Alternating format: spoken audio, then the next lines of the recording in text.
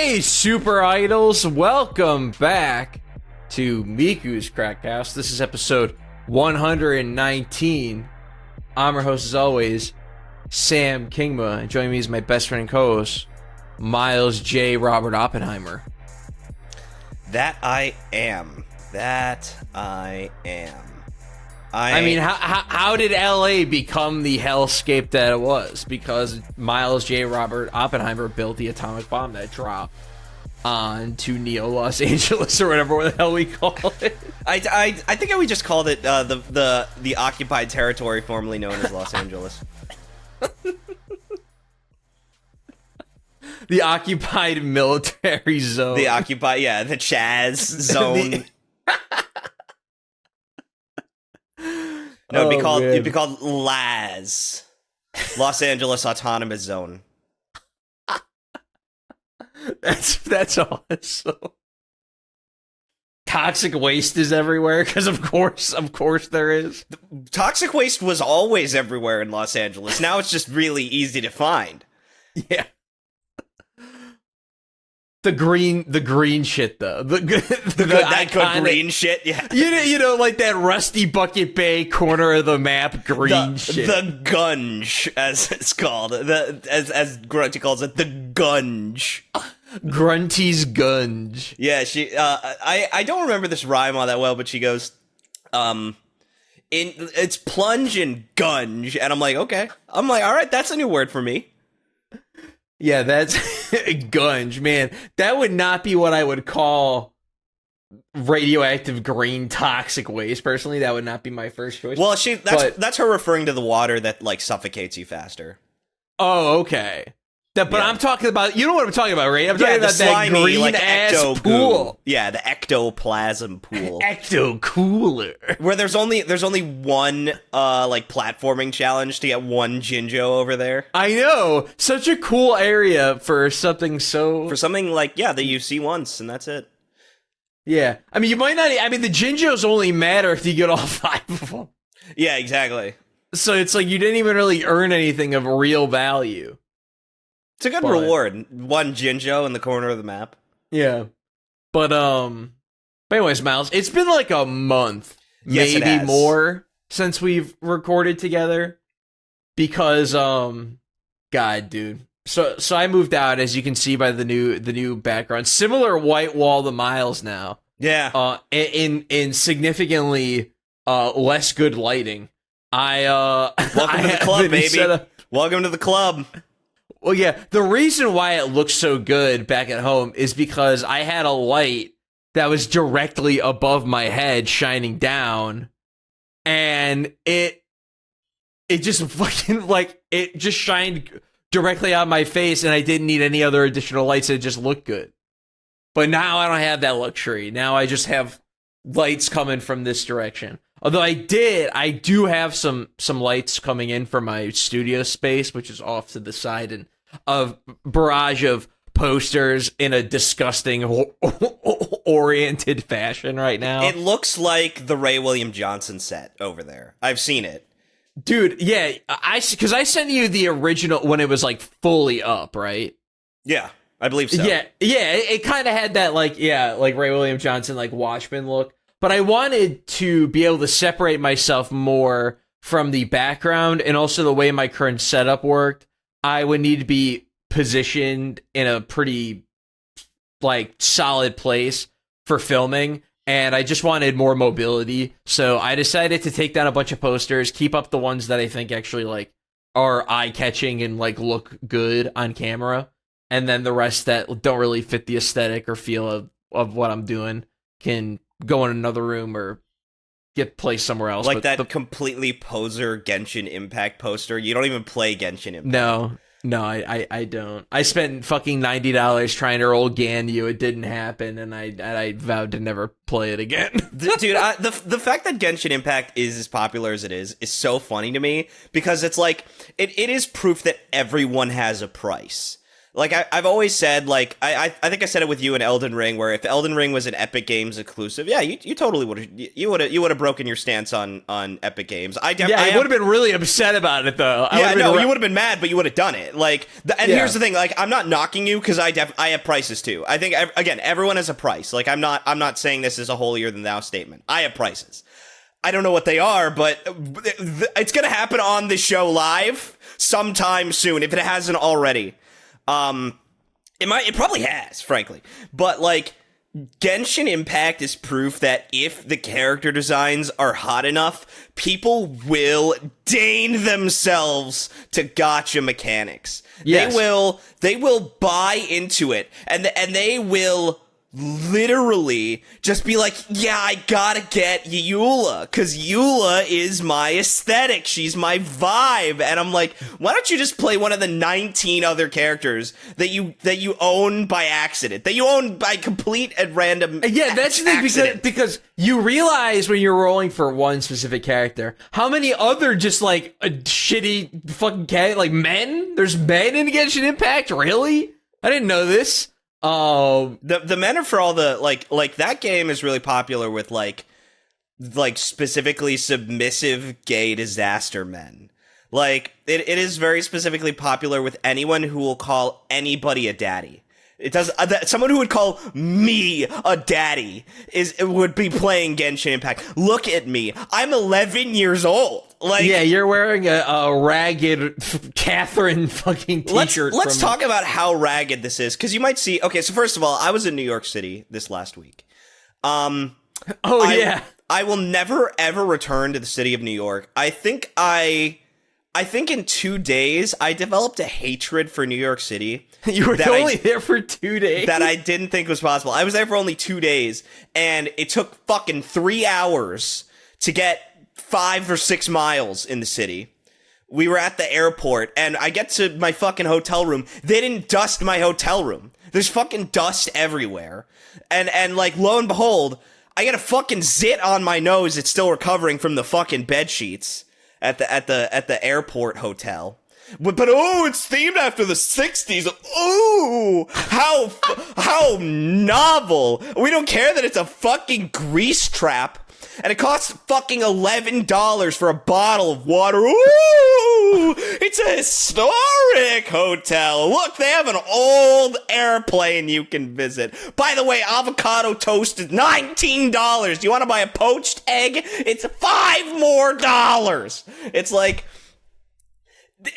avocado toast in Los Angeles, occupied territory, rip, was fucking $14, Sam. Fucking $14. There it was $18.50 plus tax. Ew, dude. And then people have the audacity to be like, man, this city, bro, it's awesome. It's so good, dude. And hold on, I gotta ask, in your 2 days, did you have any pizza? I did. It was fine. Yeah, is that the most overrated food in American history? Like New York pizza? New York slice is the New York slice. The New York slice is... What the fuck are we all talking about that it's like miles better than like every other pizza known to man? Like, where do these New Yorkers get off with these big fucking egos? I don't get it. I think it's because so much like culture has come out of New York that they think like, yeah, man, not for us.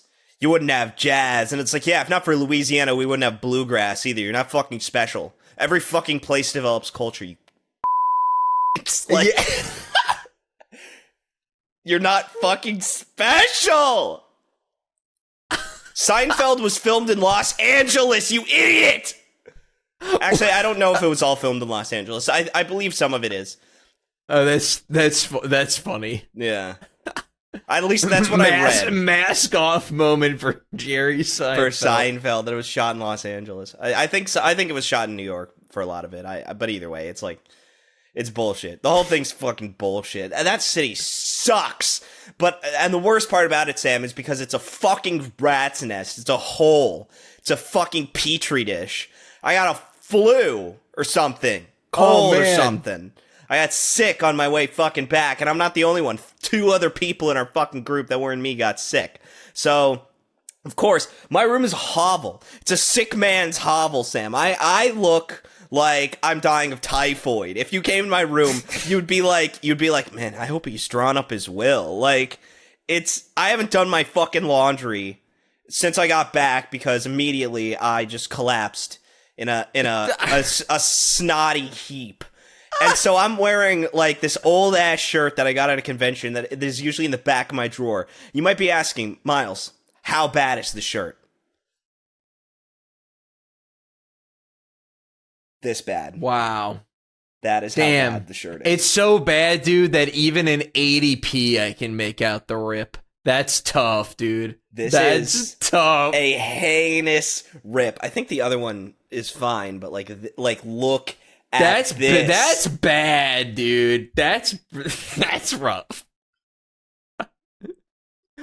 But Miles, when you were in New York, you went and saw like a concert, right? I did, and it made me realize colored people time is real.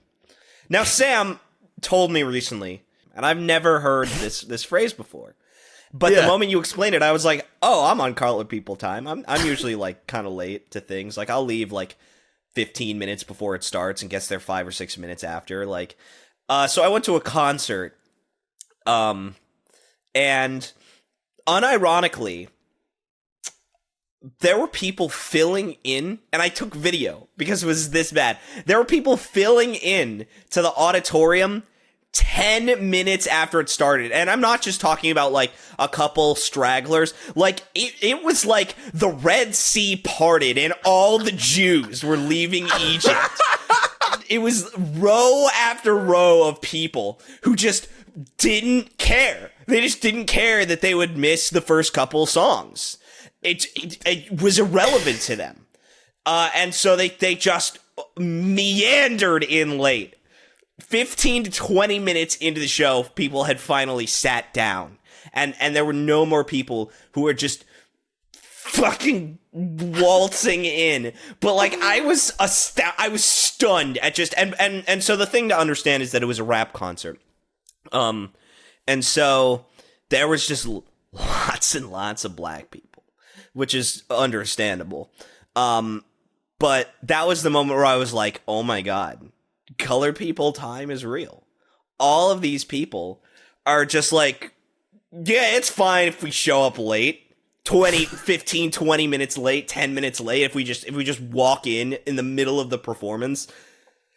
Like, and by the way, the venue was sold out. 7,000 people. The venue was sold out, and the MC is on stage like, we're at a sold out show, and I'm looking around and I'm like, this shit isn't sold out. Sold out? Fucking half the seats are empty. And that's when I realized, when the music had already started, why it was sold out, but I couldn't tell. Because there were 3,000 late attendees just making their way downtown. Not a care in the world for anyone else's fucking time. Like, I'm sorry to anyone who got there early. You have to get the fuck up for this fat man whose ass crack is making a debut, like, appearance. You just have to get up for fucking Sweaty George and let him through. And like that's like the thing about it, is it's just like, you're just constantly getting interrupted by people who are like late to this shit.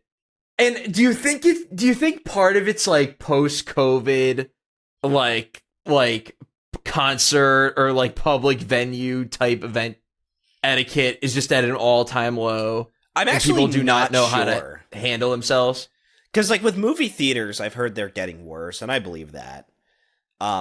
My John Wick 4 experience, legendarily, like... Yeah, I did see Oppenheimer a few days ago, and I also saw Mission Impossible 7, and I both had pretty good experiences in the theater. Nothing too crazy.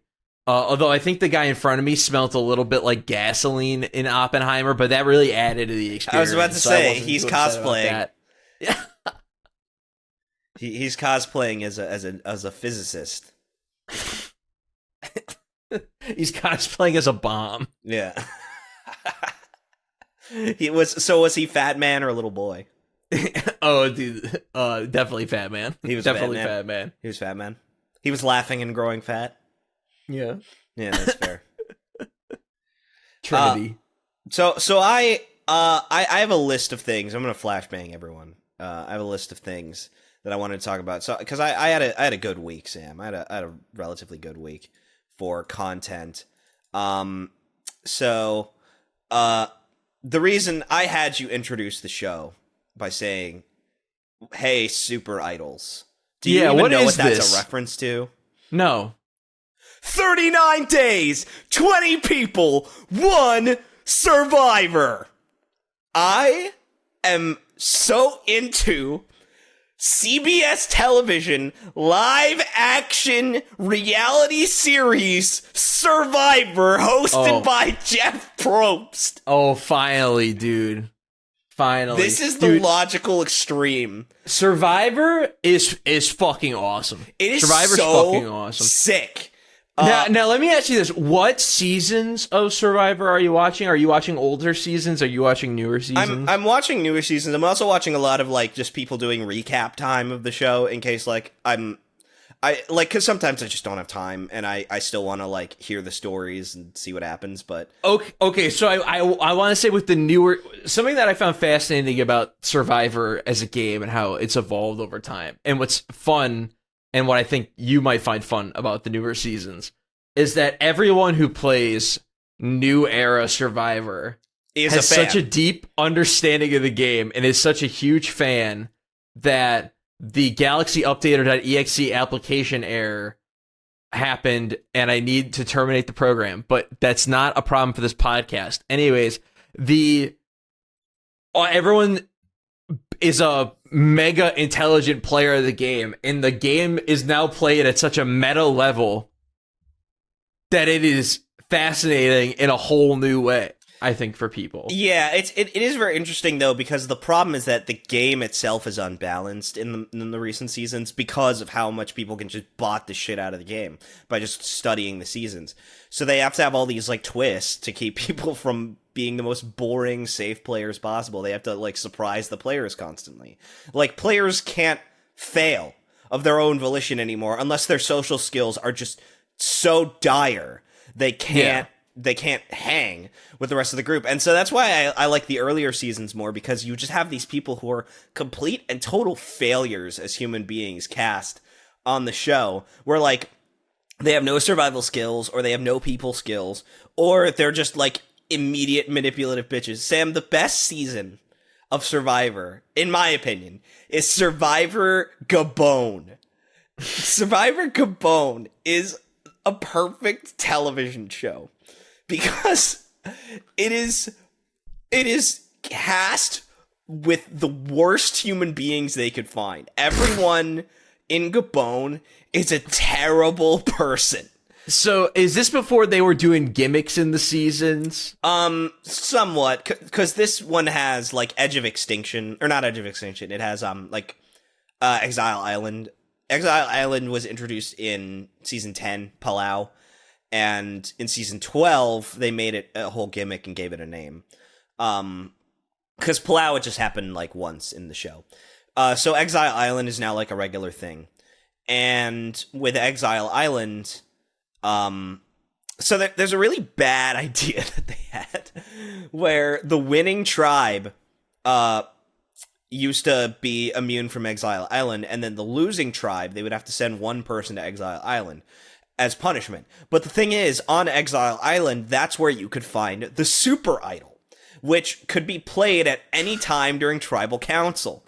And I can't believe this is a Survivor reference, dude. I'm like, oh, it's some fucking diva shit or whatever. It's a Japanese idol. It's Survivor, bro. The Super Idol, like the Super Emeralds. Yes. What do they let you turn into fucking Hyper Steve or whatever? They do. They let you become literally immune during the entirety of the council. If you don't play your immunity idol prior to the votes being cast, you can get voted out with an idol just in your pocket, right? You need to use the idol. Yeah.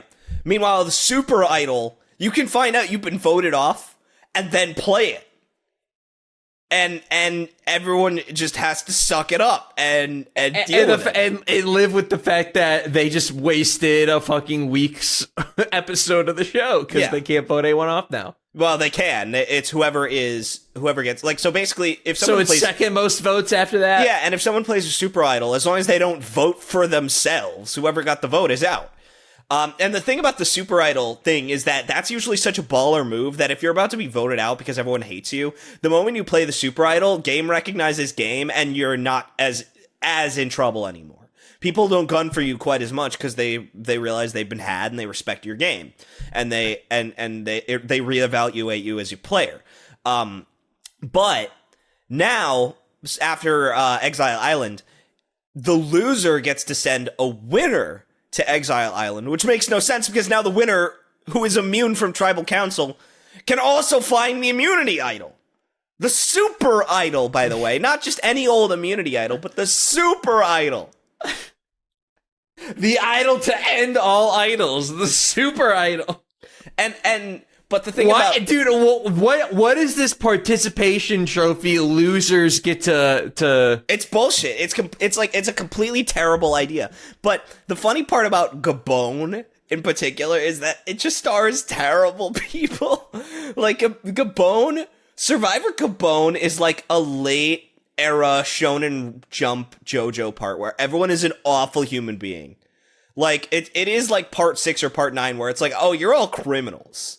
Like, I sympathize with you on a basic level. All of you are criminals. So you have Kenny, who is a professional Super Smash Bros. Melee player, from 2004.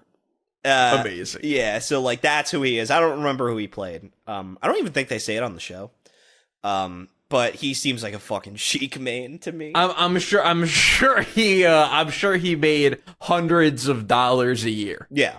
In 2004 playing Melee. So there's Corinne, who her first testimonial, she's like, I'm gonna be a bitch, and I'm gonna laugh when you cry, and I'm gonna ruin everyone's life. Like, she just came in swinging. And then there was Randy, and Randy is this curmudgeonly old man. He's a videographer for weddings, and he's like, I don't believe in the institution of marriage. I hate weddings. I'll never be married. I'll never fall in love. And I'm like, you're a videographer for weddings, and you're talking about how much you hate weddings.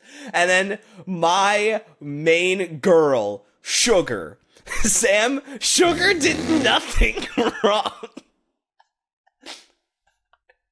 Sugar? Yes. Her name is not actually Sugar. It's a nickname, but... They'll usually, like, call you by your nickname if it's what you insist. Her name is Sugar? That's awesome. That's what you wanted to be called. There was one guy who wanted to be called Chicken. He got voted off his season first, but his nickname was Chicken, and that's what you had to call him. Like...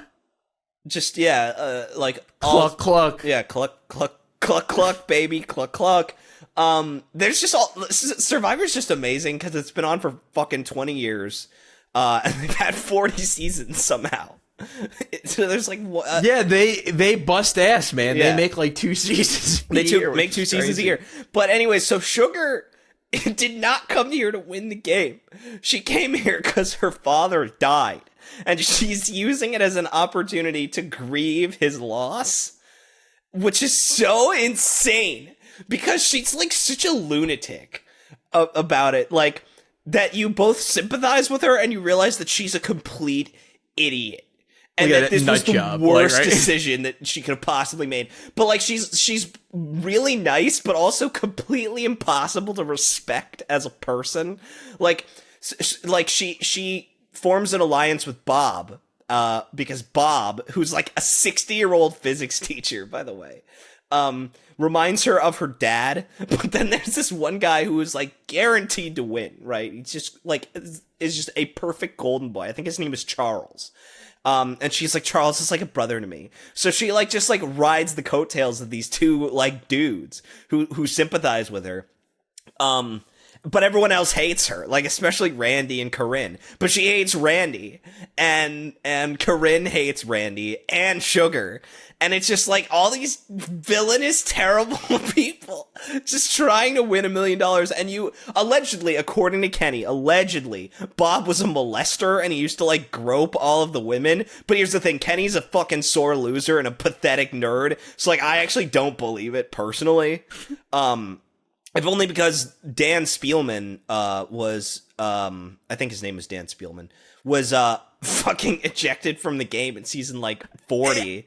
Yeah, I was literally about to bring this up. Yeah, what wasn't one of these guys like dude, the black screen comes up, like black screen. Yes, you will not be returning to the game. An incident occurred off screen that made us eject Dan from the game.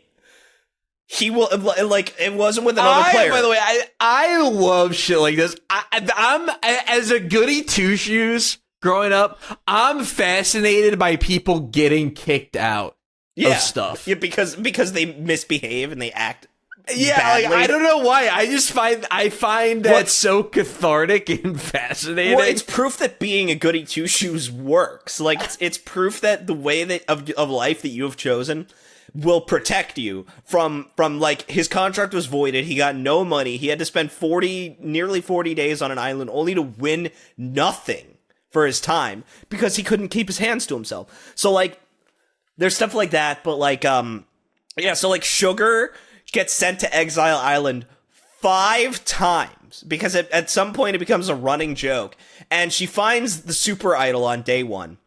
And then the other 4 times, she just gets... On day 1? Oh, yeah, on day 1 of her time in Exile Island. Man, it must not have been that fucking hidden. Well, especially because Sugar is stupid. She's not very smart. And then the other 4 days, she just, like, spends it eating fruit alone in, like, a cabin, right? Like, because for some reason, Exile Island is a fucking luxury that they get now, instead of a near-death experience. Exile Island sounds like it should be a near-death experience, Miles. You're absolutely right. Yeah, and they shouldn't send a winning contestant there. It used to be a near-death experience, but now it's like... It used to be a case of, like, oh, you lost and you got sent to Exile Island. Well, guess what? Now that person might be the most dangerous player in the game, even though you hate them.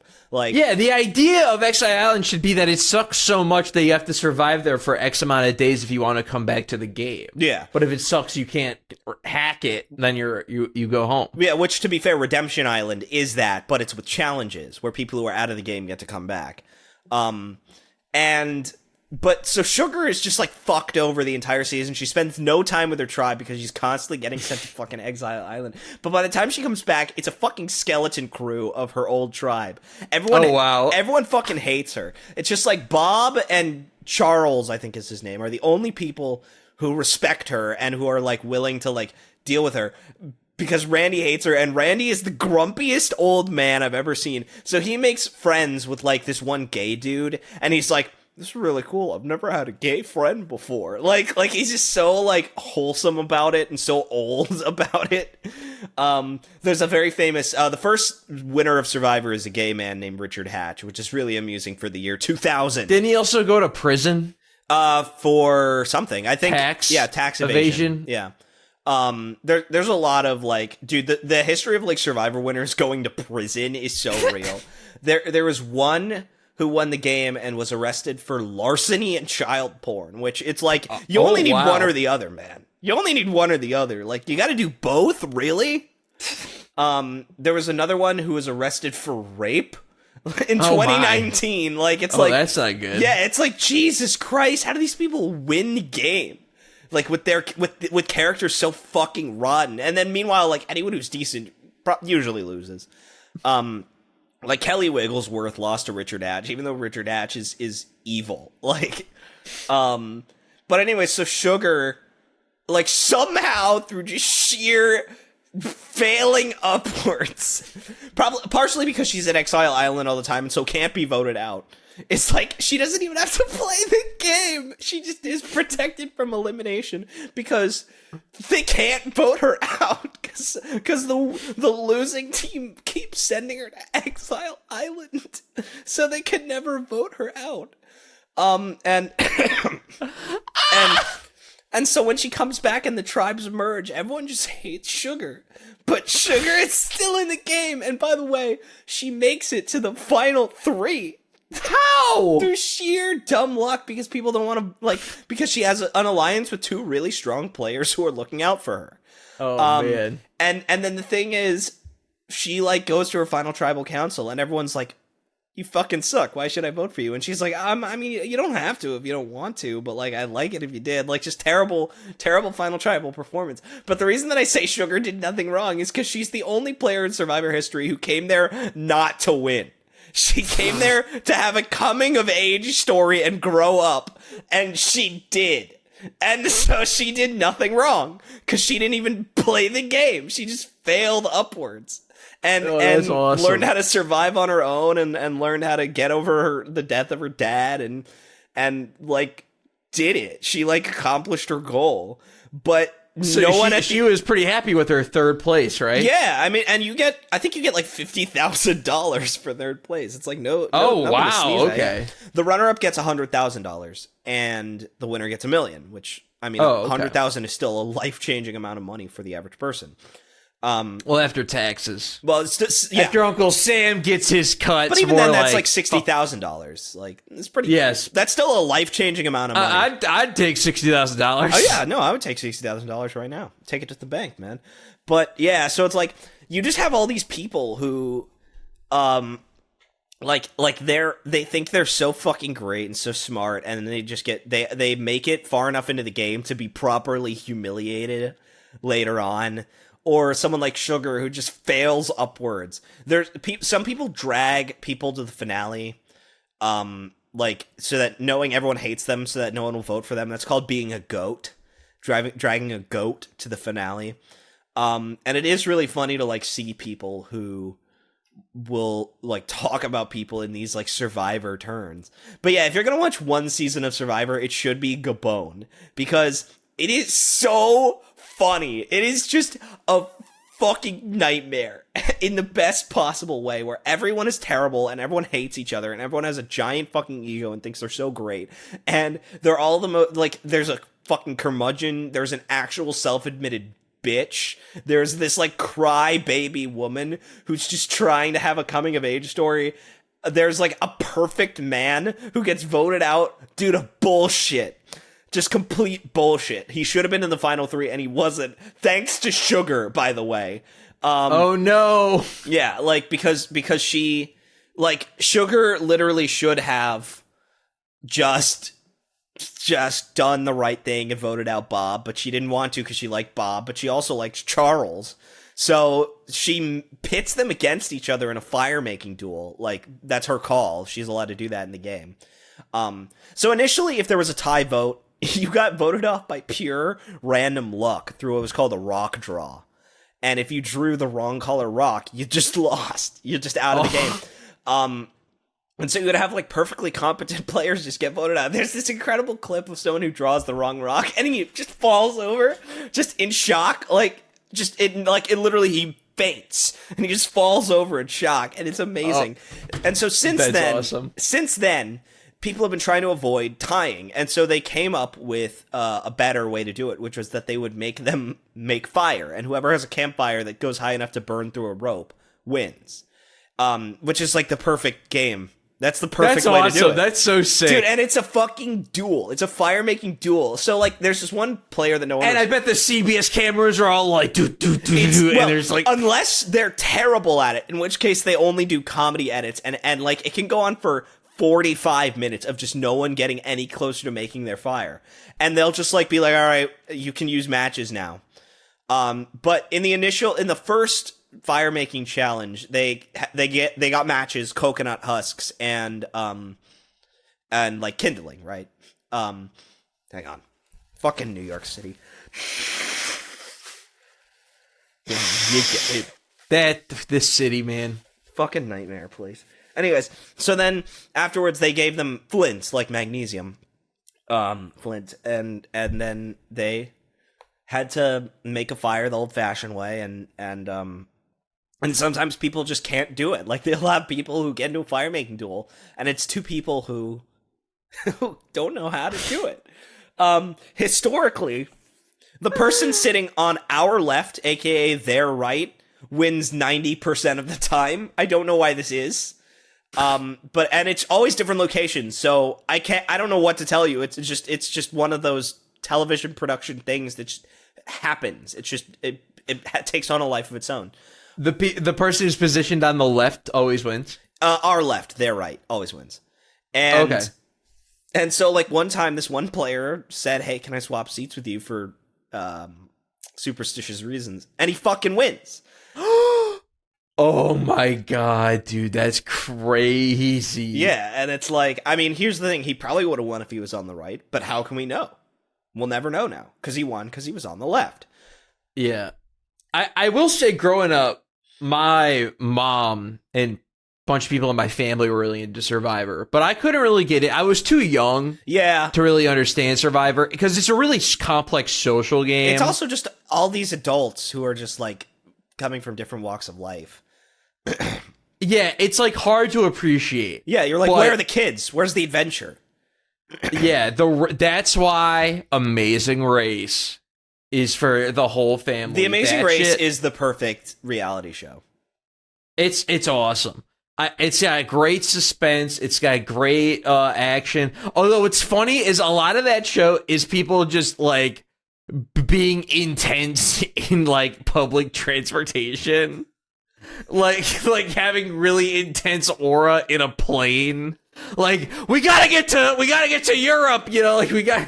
It's really funny too, because a lot of people on Survivor, like, they become career game show people. Like, that becomes their job.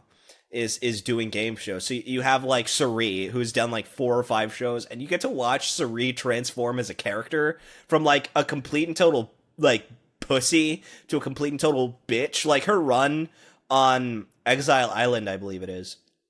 Yeah, her run on Exile Island, she's like a complete villain. And then has another run in the men versus the women one. No, she's not on that one. I don't remember what she was on. I think All Stars maybe. No, she's not on All Stars. Fans versus Favorites. She's on Fans versus Favorites, the original Fans versus Favorites, where she forms the Black Widow. No, she's part of the Black Widow Brigade, which is an all women tribe of people who have an alliance to vote out all the men. And then she gets fucked over anyways because there's no final 3. There's only a final 2, and she doesn't know how to make a fire, and so she fucking loses. Oh man! And then in like 2021, she was on a show called like she was on like a murder mystery type show, like just a fake murder mystery show where it's a voting out type game, and you have to figure out who's it's Amogus. She's on like Scottish Amogus, and she wins. She wins $250,000 by being the imposter to the end. And it's like her first win as like a game show, like a career game show person who like moonlights as a nurse and a mom, since like 2011 or maybe even earlier, like 2006. So like, just keep on going. Stephanie, the Grossi is on 2 shows with her that are not Survivor. And she was on, all of her Survivor seasons, if I believe. So like, she just like knows Stephanie LaGrossa, like, as like a buddy. Like, they just played the game together. They did Survivor twice. Oh, that's cute. Yeah, and so you have a couple people who've like played together. There's all these like colorful characters who, like, especially if you watch a lot of Survivor like recap videos, which I just enjoy doing now in my free time. What, any channel recommendations for Survivor Once recap? Upon an Island is my favorite one.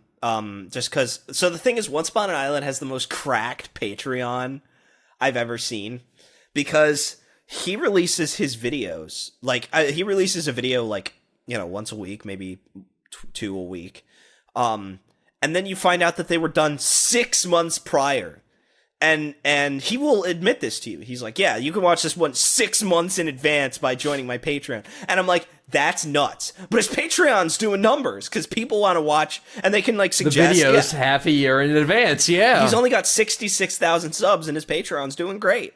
And it's like, it's because the Survivor subculture, people who are like really about Survivor, is just hardcore about it. They're super dedicated.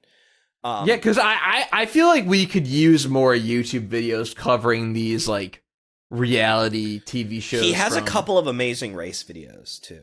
Oh, I should check those out. Well, in particular, he covers the Amazing Race partially because Boston Rob and his wife Amber from Survivor also did the Amazing Race.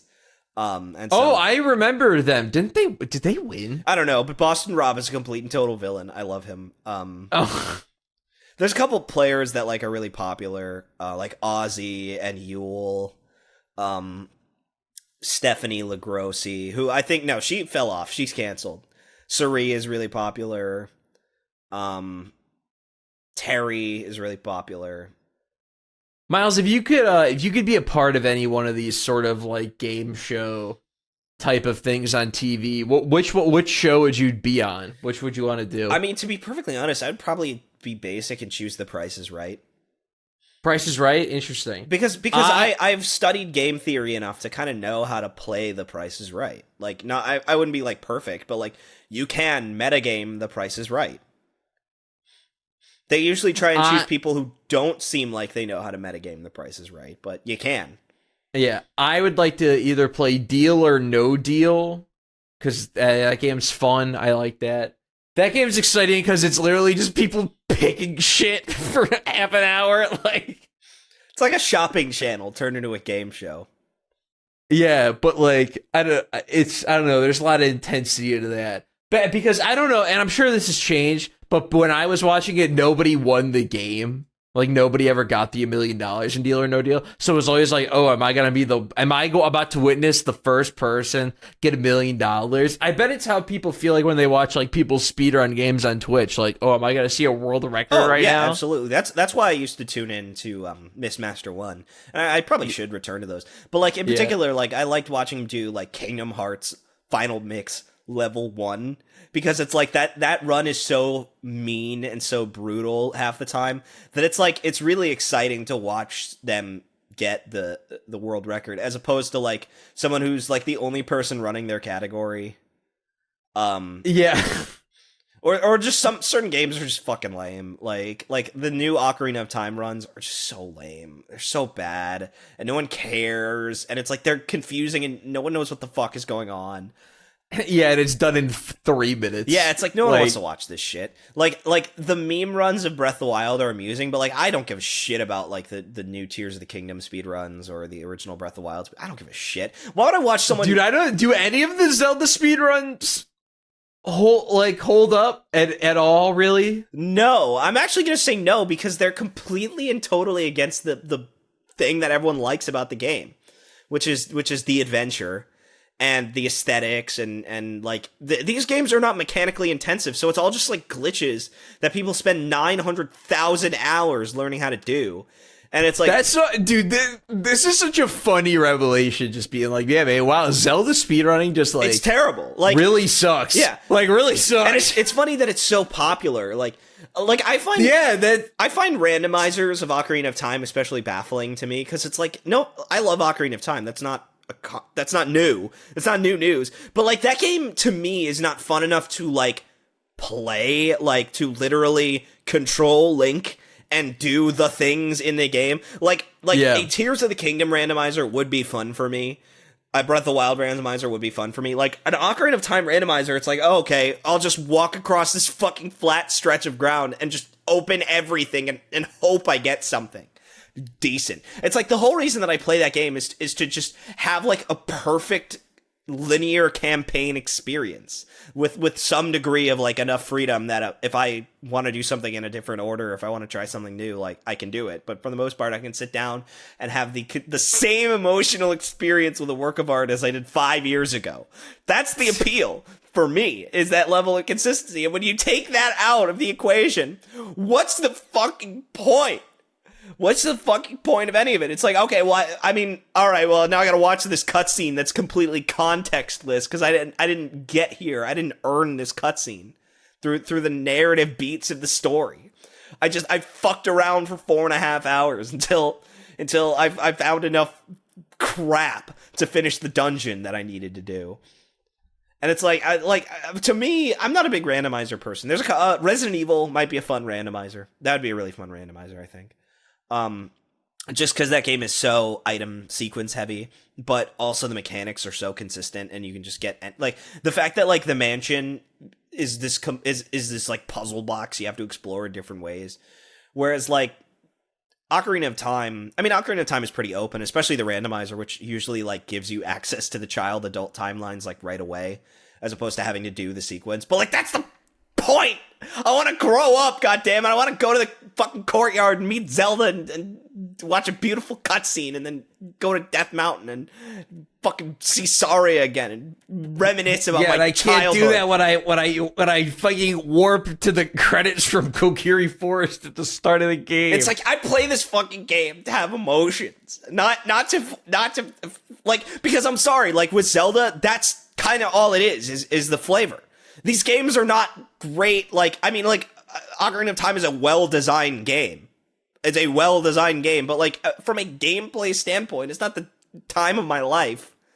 It's, I play it to fucking be in the Forest Temple and just to feel the primal weirdness of being in a fucking haunted mansion, which is a complex 3D space for several hours. It's like, I mean, it's like, this is so hard to explain.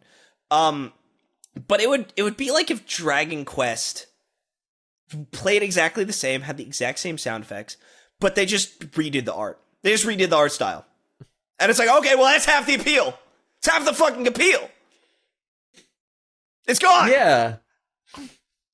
I'm like, because it's hard to think of other games where like you can, like, half of the appeal is like a very specific aesthetic part of it. Like Final Fantasy can change all at once, right? You know, there are some games where like Jet Set Radio Future, I think, is definitely that. Take away the soundtrack or the aesthetic, I feel like you like, definitely lose a lot of what makes that game special. You could probably never do like, I mean, you probably could do like a punk version of Jet Set Radio, but I don't know. Like it has to be like hip hop. It has to be like an urban setting. It has to be what it is. It has to be hip hop. Like, yeah, I mean, there's not that many games that's like that. Like, Devil May Cry can, I mean, like, it can slightly veer outside of demonology. It can have a new protagonist, as long as the mechanics are the same.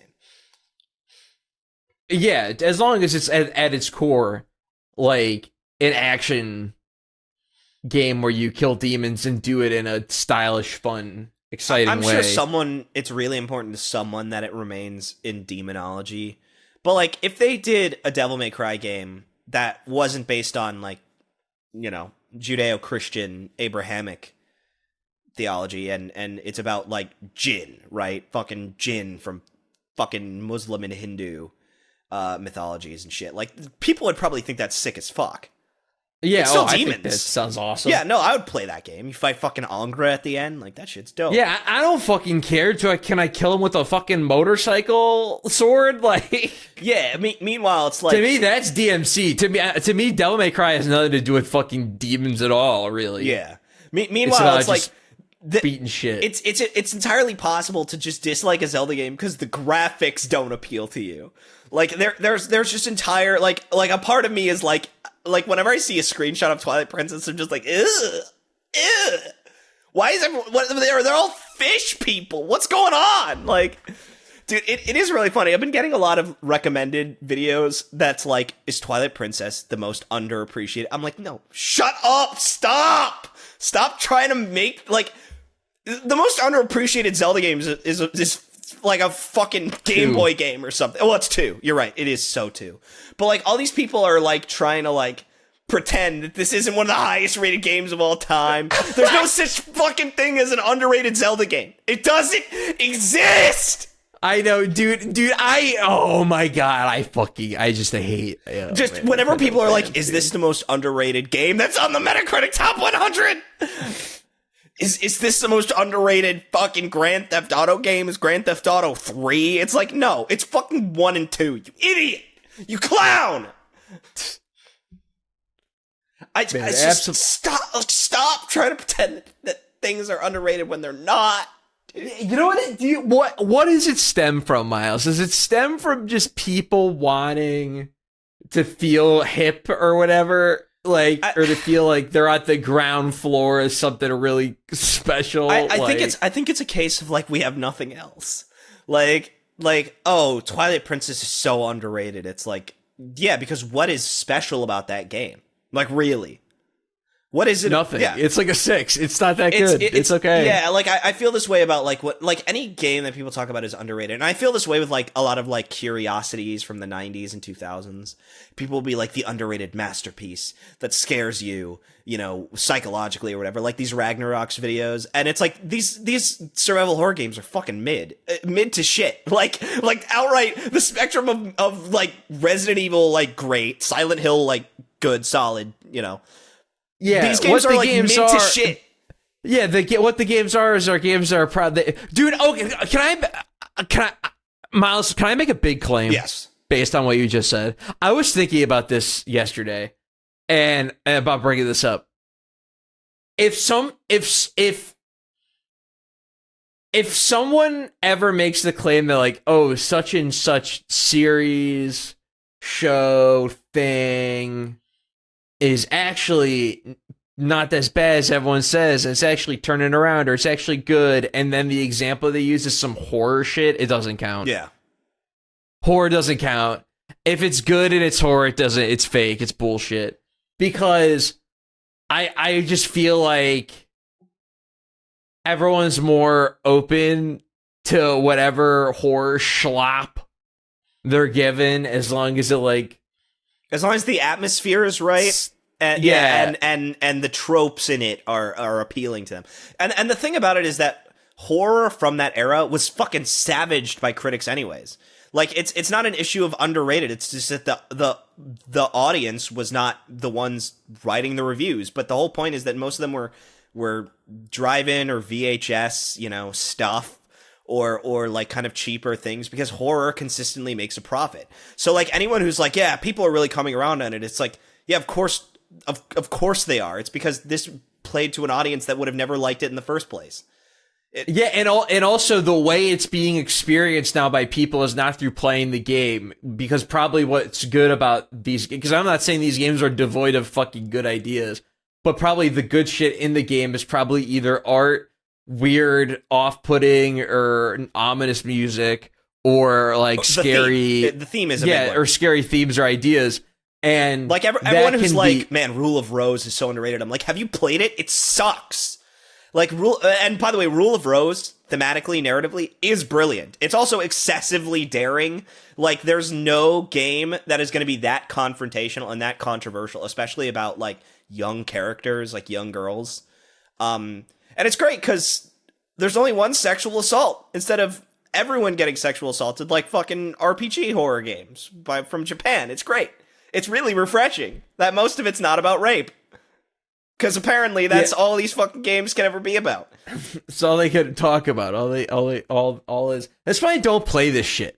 Because it's all horror bullshit. I don't know. I find horror so fucge trite, dude. I think the problem, because I love horror, and you know this, but like I think that the problem with most horror is that it's like horror is interesting because it's self-justifying. It is probably the only self-justifying genre in the world.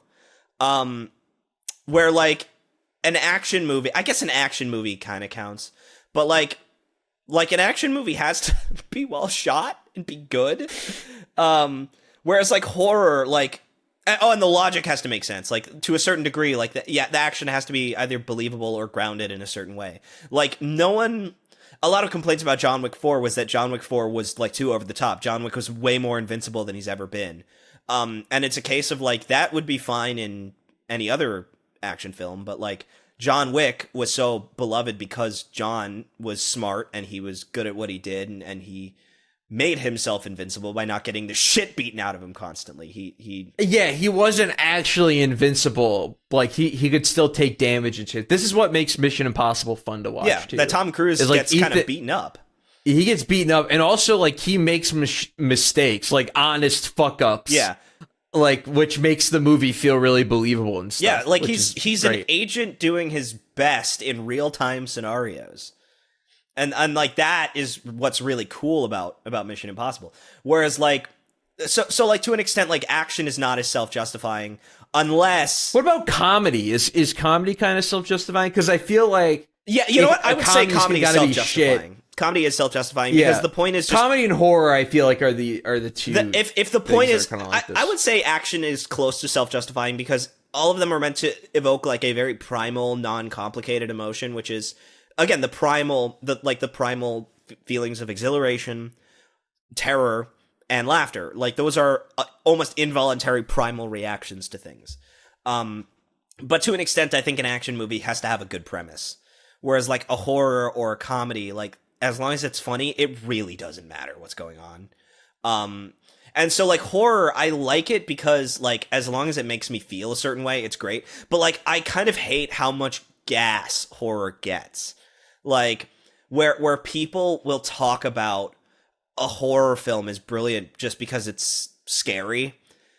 And it's scary and has like says something. It's like, most movies say something, Yeah, like a big part of why I'm so like hung up on like kind of dark fantasy, like Berserk, Souls, even Majora's Mask, for as much as I bully that one. Claymore is another good one. Midnight Children, DRCL Midnight Children. And there's a lot of these that I can name, because the fantasy element of them makes it so that they have to be about something because there has to be like world building and like believable politics, whereas like a modern horror story or even like a surreal horror story can be nonsense or can just like kind of rely on like things that everyone's kind of familiar with, like ghosts or serial killers, right? Like, so fantasy is really nice because it sort of grounds it in genre. Demonology is another good one. Any like demonology based horror, like any horror that like has a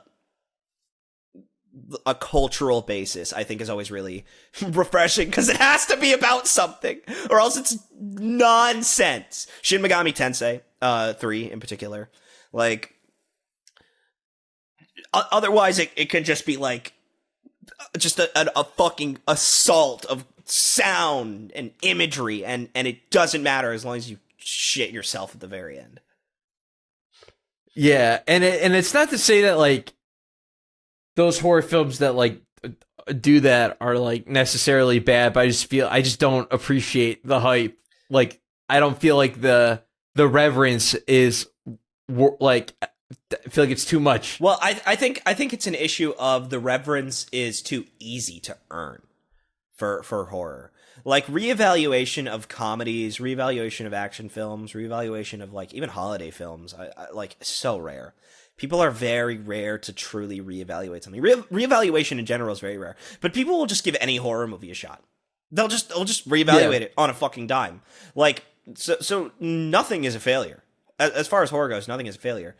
A very fun fact, by the way, about Survivor as well as horror.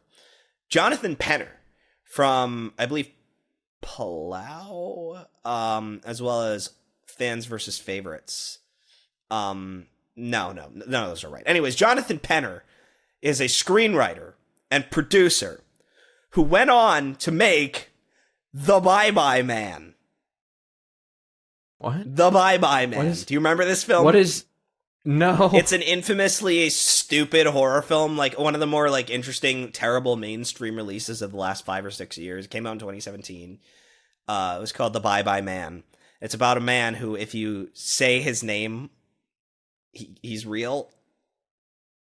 And Jonathan Penner wrote it, and he also plays an effeminate gay greenhouse keeper named Mr. Daisy. And that film has already seen, no joke, has already seen a reevaluation and has a cult following. Oh my god, dude. The Bye-Bye... Dude, I understand why that got a reevaluation, because I bet TikTokers would fuck with the Bye-Bye. Dude, TikTokers are the people who are reviving all these like fucking mediocre piece of shit films. Like they got obsessed with Megan is Missing, and like that movie is so mid. That movie is so okay. Oh my god, Megan is that the one with where it's filmed on like cell phones, old cell phones. Yeah. Your movie sucks to cover this. Yeah, it was probably because of the TikTok like revival of it. Like, because this was like 2019. Because I'm familiar with this from years and years and years ago. Well, you have to understand that movie was revived in like 2019 by TikTok. Oh. That was like a pretty early horror favorite. Forgot TikTok's been around for so long. It's been around since 2018, I believe. Oh yeah, it's fucking like crazy. Since like Trump was inaugurated, because that was one of his whole things. Because it was Musical.ly before it was TikTok. Yeah, that was one of his whole things, was that it was a Chinese spyware app, and he was trying to like get it banned. Well, it is a Chinese spyware app. Well, it is, but like that was one of his platforms. You know, now Epstein doesn't care. Yeah, but yeah, I mean, with TikTok, like they'll just like latch on to fucking anything and just bring it back because they've seen clips of it. Like the fact that like Jamiroquai came back because of a Family Guy clip is so embarrassing. It's so pathetic. Dude, I was thinking about this too because I heard a meme get recommended to me with Freebird in it, and it made me feel about how like growing up, like Freebird was always this fucking thou shall not be named meme. Like that was its legacy. Yeah. It's just like the shit you never say it at a concert. Never say. You never say it. You never request it. You never ask for it. Just like and the Bye Bye Man, looped. By the way. Yeah. Now it's looped back around to where now younger kids like get like 10 years younger than us have like genuine just admiration for just it being a kick-ass rock song, and they don't give a fuck. Yeah, because anyone who would be mad that someone requested you to play Freebird is not touring anymore. This was similar with Iron Man. You remember I Am Iron Man, that song? Man. Yeah. That was another one where it's like, I remember in guitar shops they used to have a sign that said no smoke on the water, no Iron Man, no Freebird. And it was because those just have really easy riffs, right? And yeah, I mean, my understanding of Freebird was that it was complicated, and you're like a dick for asking the place like so complicated. I could be totally off base. No, it's not Freebird. What am I thinking of? It's another one of those songs, though. Stairway to Heaven. Yes, that's the one. No, it's probably not. That's like the big Stairway to Heaven's the big no one. That's the forbidden riff, which I think is like a Wayne's World meme. I don't know if it's Stairway to Heaven, but it is in that like range, right? That range of like everyone hates this one riff, and there's plenty of these, I'm sure. But yeah, No Smoke on the Water I think was very. I got like something thrown at me. It was just like a plush or a sock or whatever. I was like 12 years old because I was playing Smoke on the Water because that was just what my guitar teacher had taught me. And it was just like this confusing thing to me. I was like 11 or 12 years old. And I just like stopped playing the guitar at some point, but. And I just gave it up right then and there. It would have been funny if I gave it up right then because I got a sock thrown at me for playing Smoke on the Water. Smoke on the Water at Guitar Center. Like, yeah, it basically, I think it was a Guitar Center, actually. Yeah, dude, that play Guitar Center, such a vibe. Oh, yeah. Voice crack there. I love being in there because they feel so labyrinthian. Yes, that's a great word for it. And they got all these rooms, and the acoustics are really good in there. It feels like the Overlook Hotel, you know? What is the Overlook It's Hotel? From The Shining. It's the hotel from The Shining.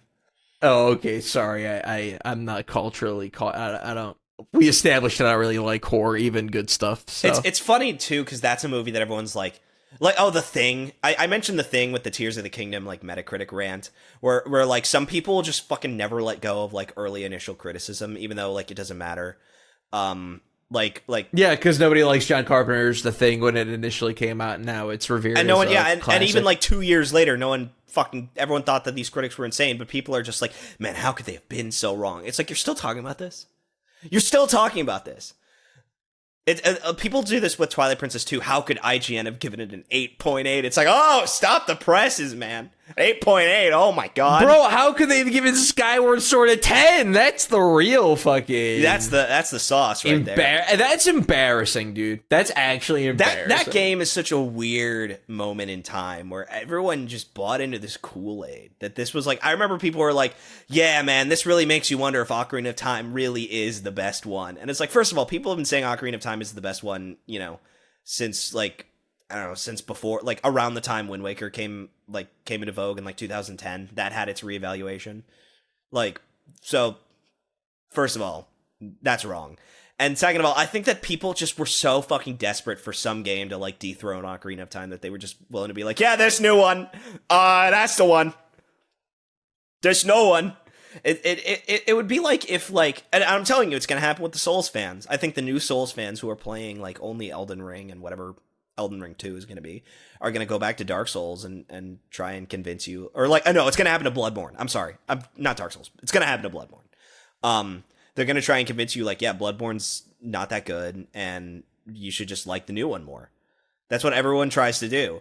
And like, I'm actually no. Here's why I disagree with Bloodborne. You gotta understand that Bloodborne will always have cloud because it's a PlayStation exclusive. That's what I was just about to say. The moment it comes to PC, it's done. It's done for that game. It's over. It's fucking over for that game. I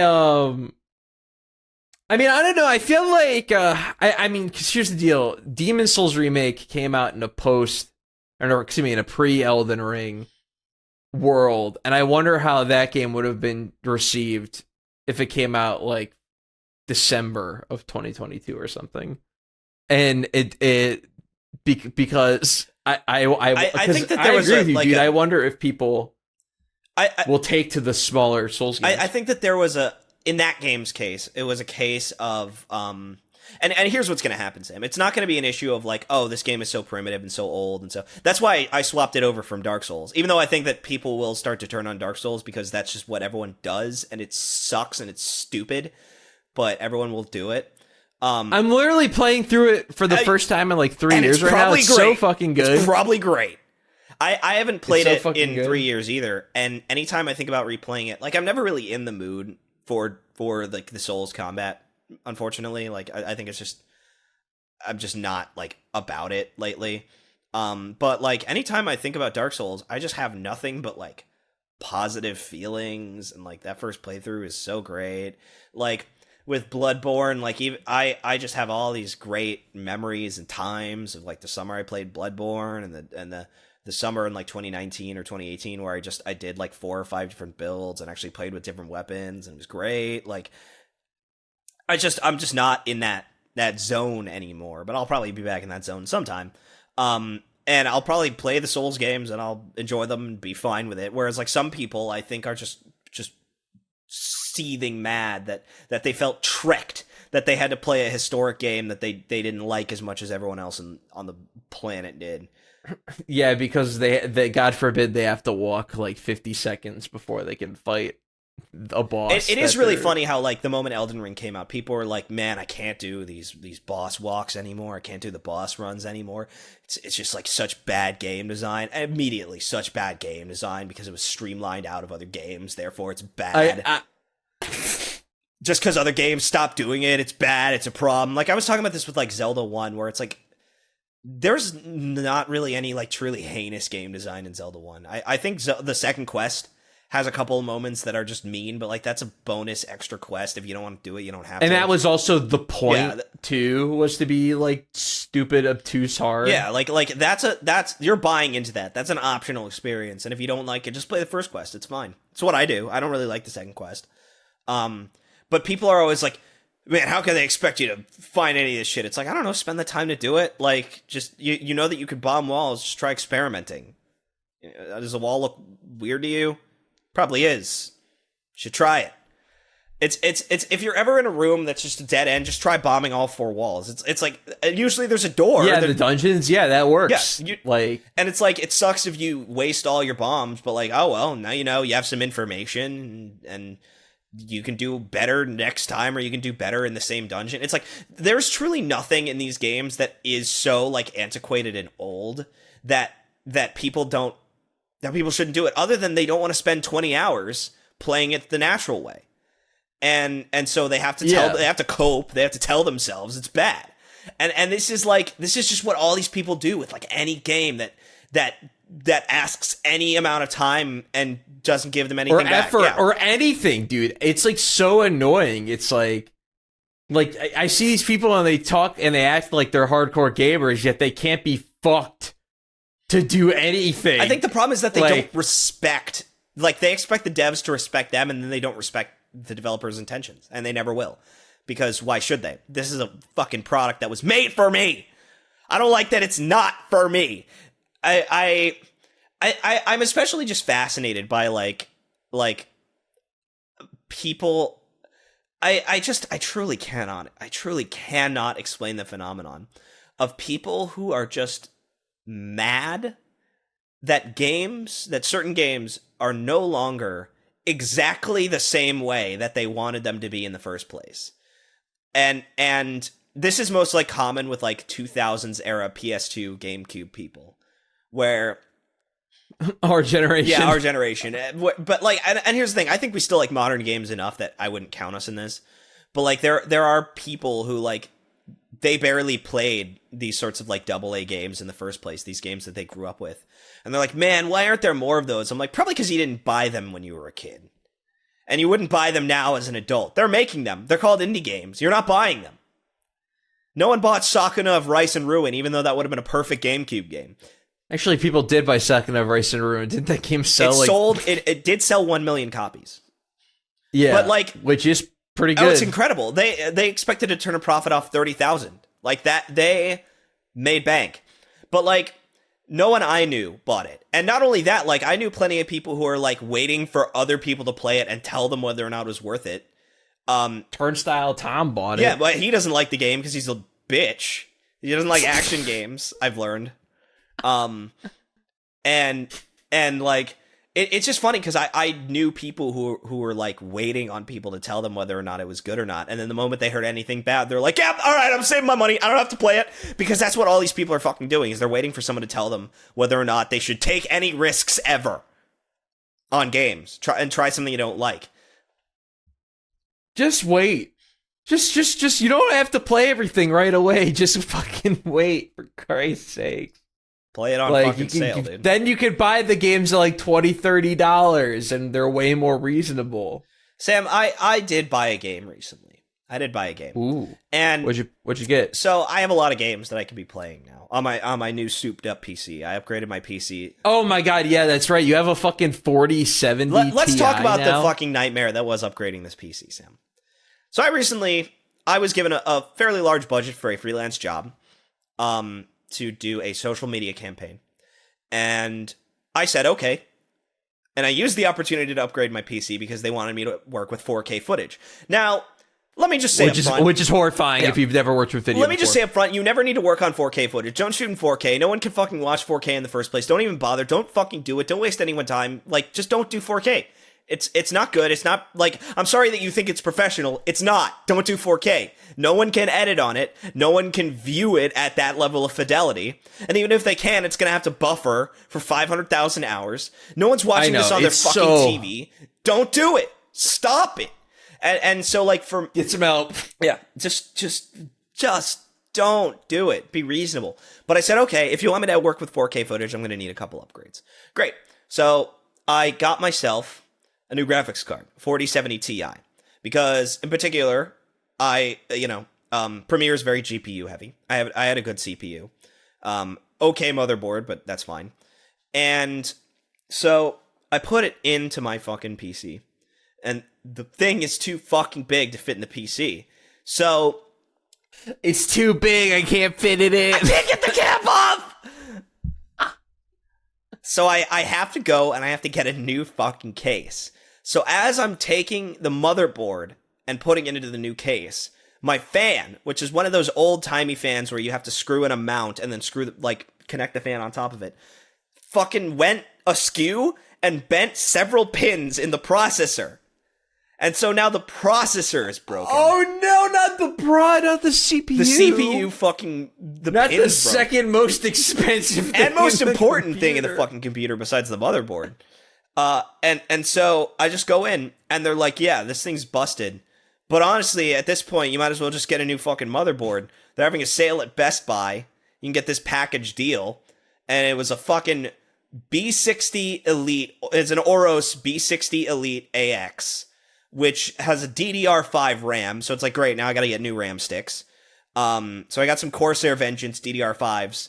How many gigs? So 32, and then I bought another set of 32.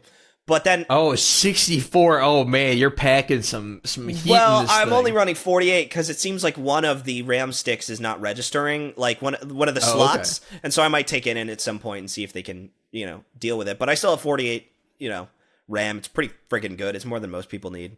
And again, a lot of this is because I'm working with very big footage. Like it's like gaming wasn't even my main concern when I started upgrading this. It was After Effects and Premiere. Yeah, which require way more effort than any it's so top of the line video game. Oh my god. But anyway, so I get this shit. I get this motherboard. I get these new RAM sticks, and I get a new CPU. It's a Ryzen 7950X, Ryzen 9. But then they're like, you're gonna need fucking thermal cooling. So I had to get thermal fucking cooling. Oh man, they're really running you ragged. Yeah, dude. like I went to a proper shop to like get it appraised, and I was like, okay, great. So this is running me a shit ton of money.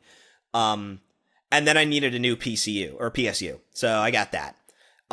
And so by the time that I upgraded the whole thing, it was like fucking $1,600 more. Which is honestly not a bad deal for how powerful this thing is. $1,600 for that is ridiculous. Well, it's that $1,600 after the graphics card, which is after the graphics card, which is another $900, $1,200. It was, only $800. Oh, but then okay. The stars are aligned, everything's in, and then. But the thing is, I did not bring the graphics card into the repair shop, which was my fault. And I said, you know what? Okay, I'll just install it myself. So I put it in, and it doesn't fucking work. This graphics card that started it all doesn't work. And I said, do I gotta RMA this motherfucking piece? So I bring it in, they test it out, doesn't work. It didn't work, never worked. It at no point ever worked. And so this whole thing, which started with the GPU, saw my computer fucking totaled, and then re-upgraded. It never worked in the first place. And that's when I heard the SpongeBob ukulele. Oh. Oh, that is But now I have the nicest, most RGB ass fucking PC in my. And by the way, PC with RCG parts, I used to hate them. RGB parts, I used to hate them. But now knowing that they are proof that it's working is actually the best idea anyone's ever had. Because if I had that in the past, I would have fucking realized the fucking GPU wasn't working. No, I actually agree for that exact reason.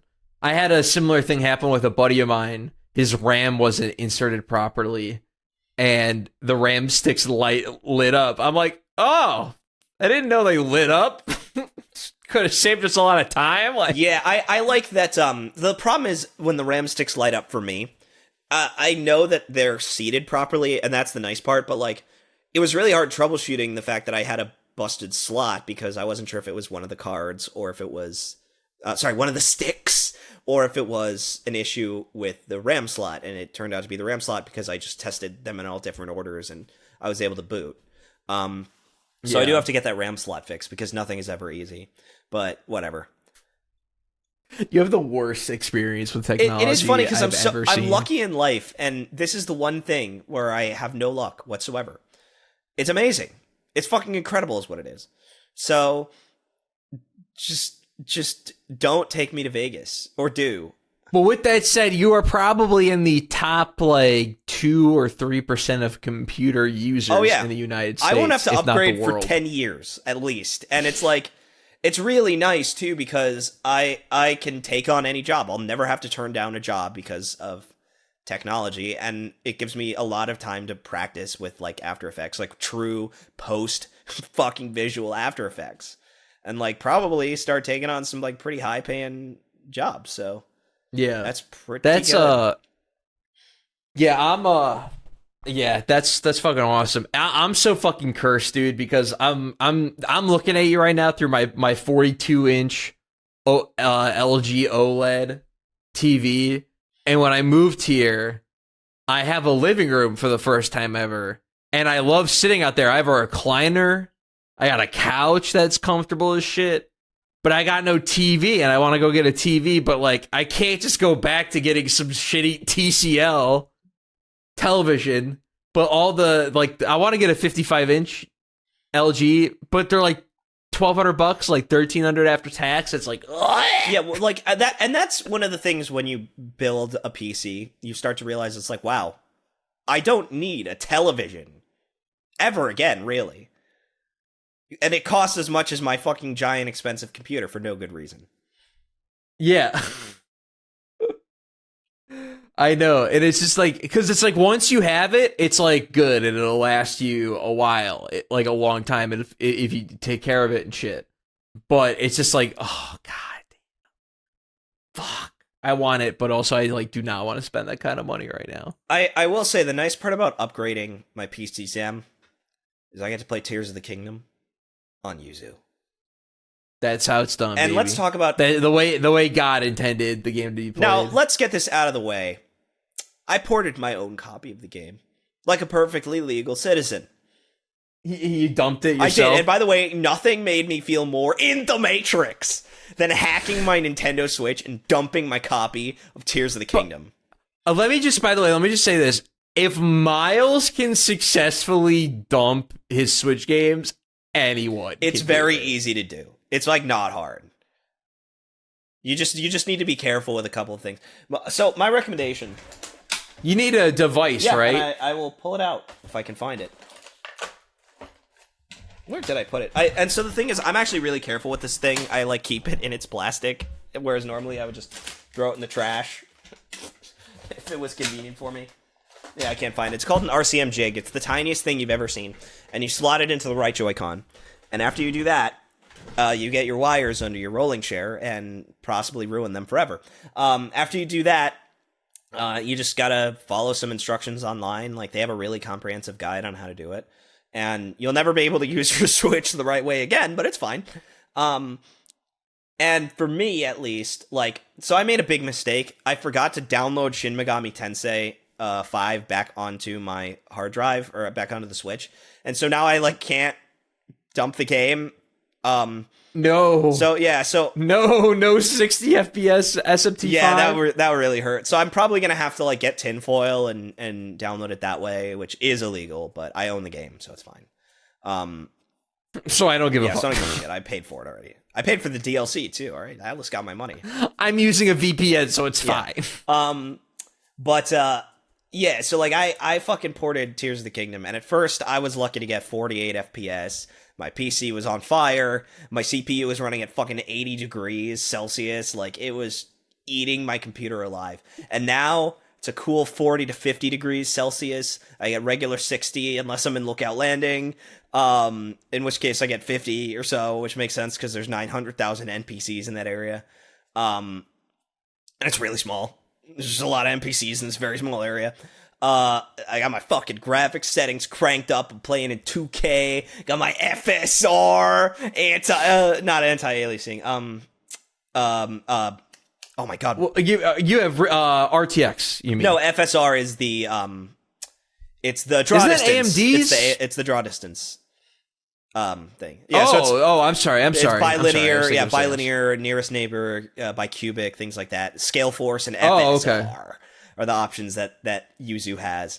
And no, but I don't think it accepts RTX or like I'm sorry, what I meant was like DLSS, because there is DLSS actually. There is. Yeah, DLSS is for NVIDIA cards, and then FSR, which a separate FSR acronym, which is like that's a processing, like a real-time processing thing. So I assume it's like full scale resolution or some shit like that. I assume it's done through the processor for that reason. It's done. It's based on whatever graphics card you have. It's a graphics card thing. Yeah, because either way, that shit is crisp. But Sam, I have become very addicted to one thing in particular with this experience, and that is going on fucking Gamebanana every fucking morning and trying to see what new mods are on there, because it is like DLC every day. And most of the mods, Sam, it's awesome, right? Are terrible. Most of them are garbage, and I wake up disappointed.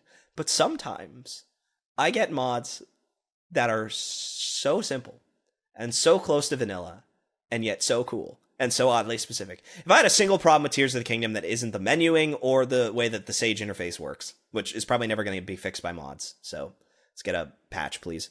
Official patch, please. It is just petty, stupid bullshit. Like what? The Hylian shield is too small. It is very tiny. The Hylian shield is so tiny in Twilight Princess, in Skyward Sword, and Breath of the Wild, Tears of the Kingdom. It is pathetic. Now, I'm gonna grab my fucking Ocarina of Time Link amiibo. Sam. Grab this shit. Boy. Oh, boy. He's bringing out the big guns. Let me show you how big the fucking Hylian shield is supposed to be. That's how big it's supposed to be. It's a fucking meaty-ass fucking shield. It's giant. It's supposed to be giant, Sam. Yeah. And so, lo and behold, there is a mod. Hylian shield is 10% bigger. And God damn it. So there's a 20% variant, which is made for a mod that makes Link taller, just like because people are like, why does he look the same? Let's make him taller. But I was like, no, I want the 10% version. The 20% version is 10% plus another 10% for Link being taller. I want the 10% version for my little manlet man. And it is the perfect size.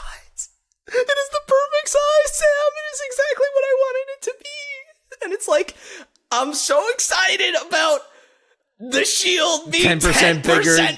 Yeah, shield. It's like garbage like that. I'm actually going to pull up the pathetic mod list. Like this mod list of like pathetic, really petty things. And by the way, some of these are actually sick as fuck. Some of them are really cool. Like it's like a lot of streamlined stuff that just makes the game faster. But let's talk about some of these.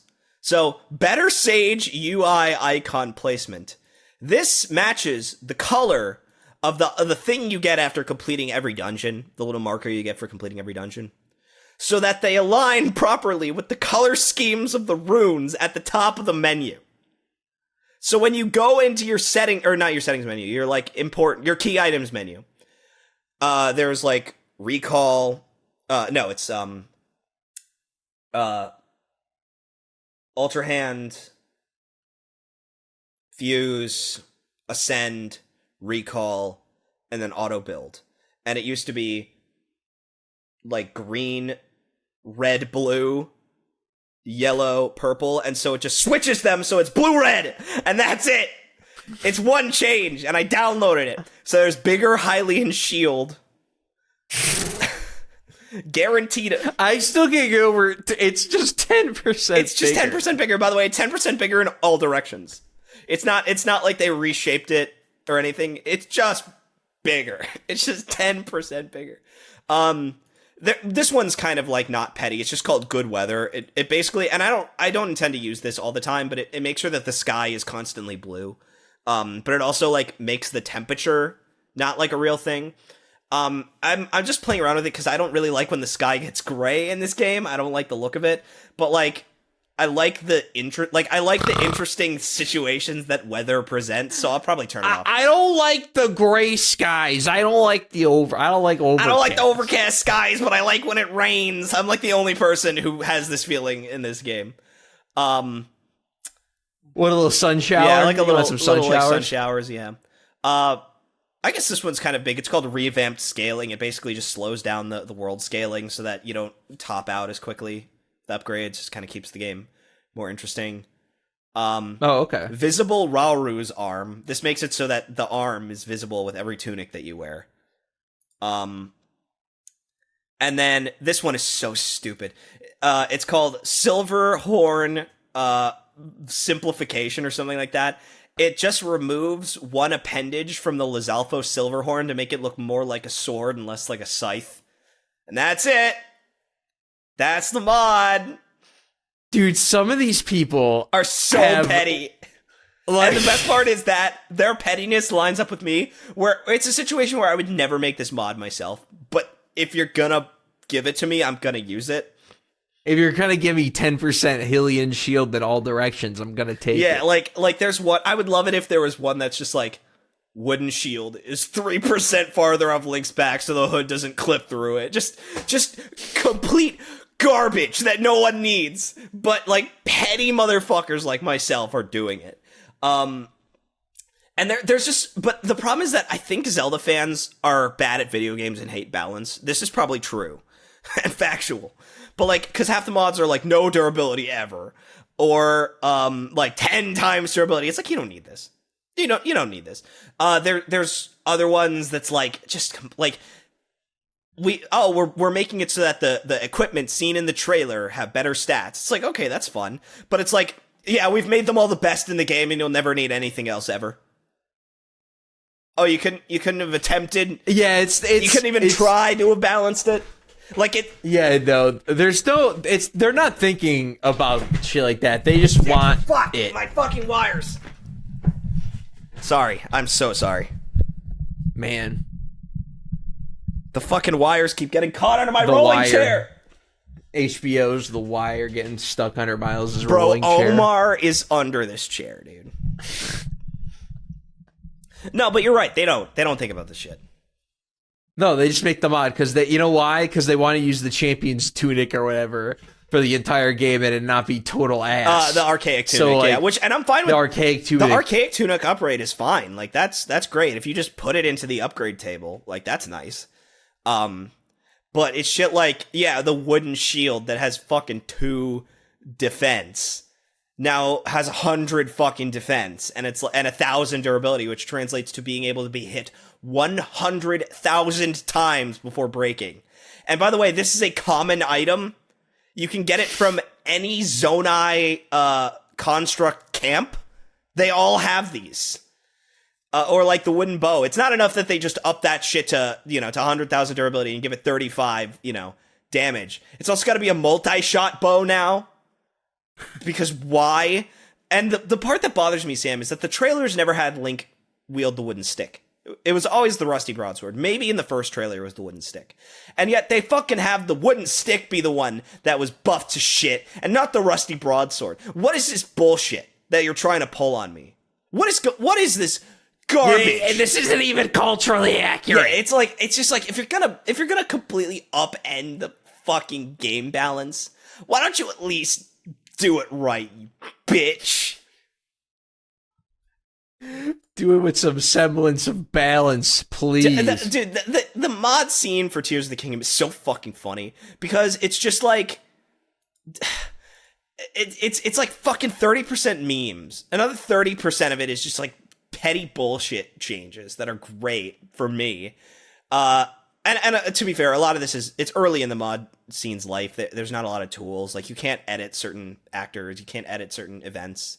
But like then you have this like weird subculture of people who are just making LGBTQIA plus mods where it's like Link has top scars, implying that he's a trans man, and it's like, all right, someone wants this. Someone wants it. There's one that removes the phrase pray from the game because someone made a request as a Muslim person to remove the phrase pray because it's sacrilegious. And it's like, okay. And like, I have no problem with that, like, really, but it is just very funny that like, there's just a large part of the mod scene that's like, yeah, I want to play the game, but it's not trans enough. You should, Miles, you should check out my mod, Legend of Zelda Tears of Kingdom, where I remove the from the entire game. Yeah, it would just replace it in the script. There was one. Yeah, this is blank. There was one that was really like bizarre to me, where it was just like, yeah, can we? They were like a trans woman, and they were like, yeah, can we replace all the pronouns with they them? I'm like, that's not even your pronouns, you fuck. That's not even your pronouns, according to yourself. You have a problem. It's like, why don't you just go all the way and get your proper pronouns in the game? Link will still sound exactly the same, but that's fine. Well, somebody can make a mod to like pitch shift his voice up, like by like 50 cents or whatever. Yeah, decibels. In Audition. There's a couple of cents. It's cents for smaller, like small changes. Cent is that's the smaller one. It's not centis. It's cent is the smaller one. It sounded weird. Sorry. Yeah, it's spelled SENTS. It's literally spelled cents. Yeah, I'm dumb. I'm very stupid. Yeah, I'm just like scrolling through some of these, and I also love the ports of like Twilight Princess or like Wind Waker weapons, and the art style clashes completely. Like, there's less polygons, and the fucking lighting's fucked up. Yeah, that shit always cracks you up. It's like, this doesn't look right. Like, this, I can't be immersed with this. Oh yeah, here's another one that I downloaded that's extremely petty. Higher Zonai sheaths. Moves the sheath slightly upward so that they look cooler on Link's back. That's why I'm excited to mod this game, is bullshit. It's complete and total garbage that I want.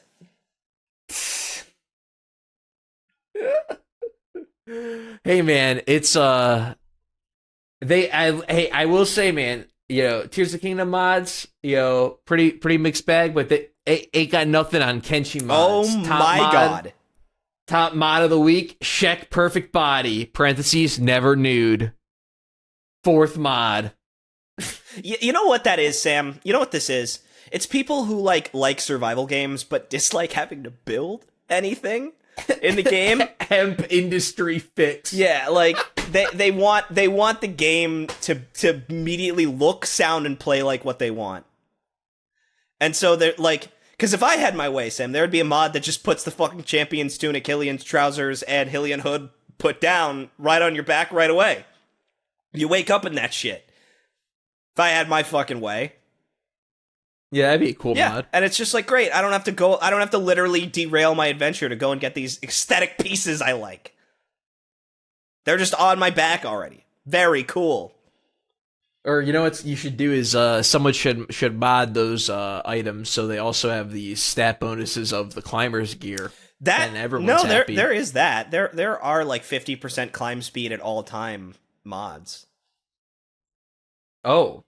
That's cool. No, it's great. Like, I like the fact that it's like any pet peeve you have with this game, it's been modded out, but if you want anything that's like more than just like the vanilla experience, I mean, there's some like enemy mods, like there's some that add HP to the Arakudas so they don't just die in one hit, like a couple things that are neat, but like otherwise, it's like you can't play anything more exciting than the vanilla experience.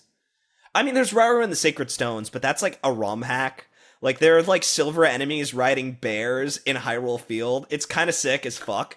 But, like, it's just, like, pure, like, the entire game's difficulty is the same throughout it. It's just, like, as hard as possible for 100 hours.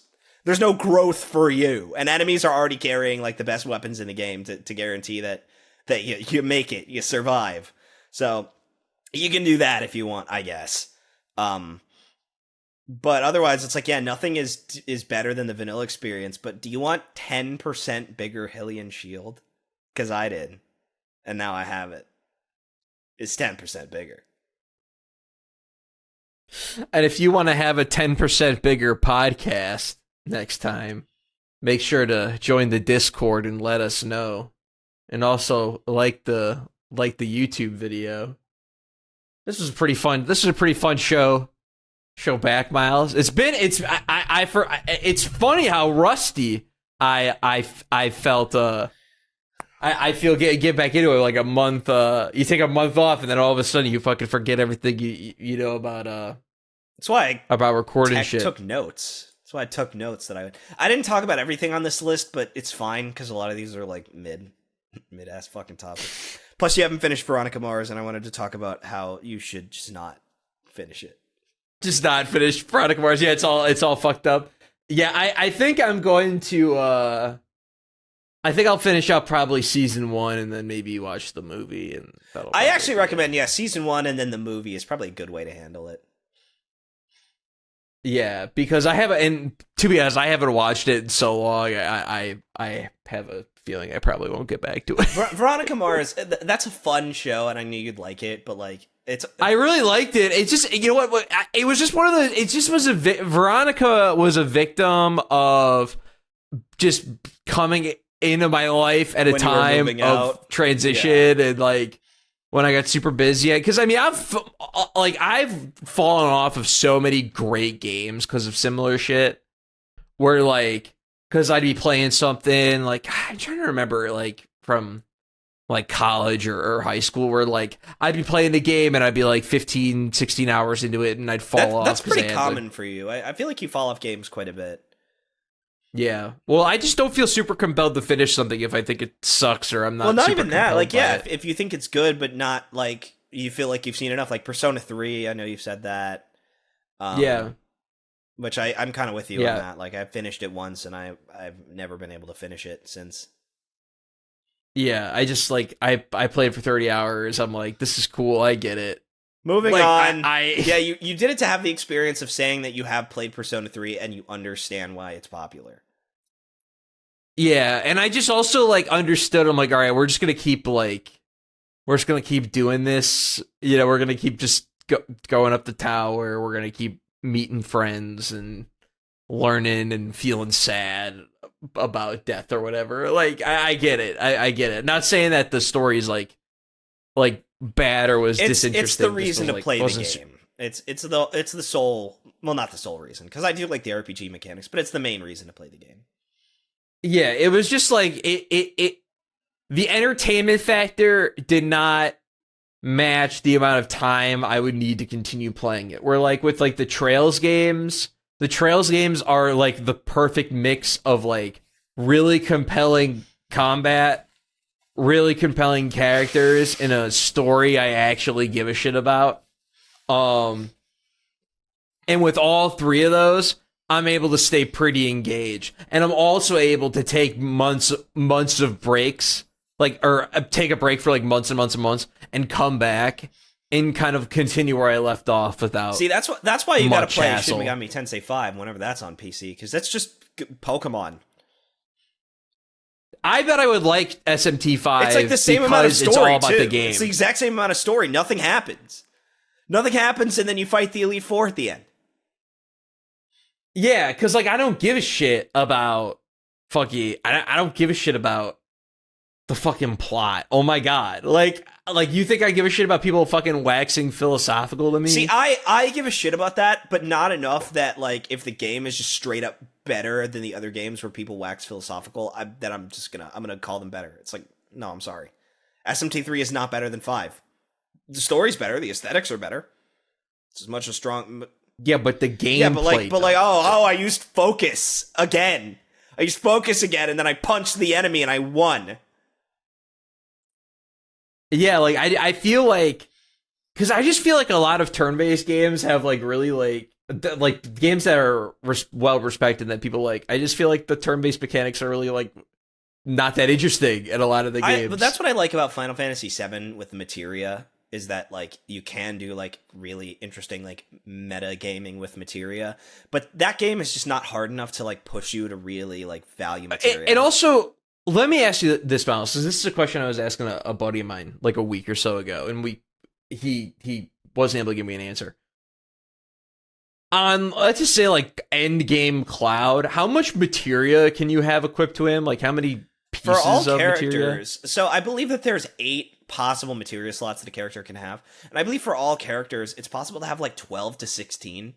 Like, so every weapon has 8, and then every armor has 8. And that's in theory. Every weapon does different things, and also not every weapon has junctioned materia, which is slots that connect to each other.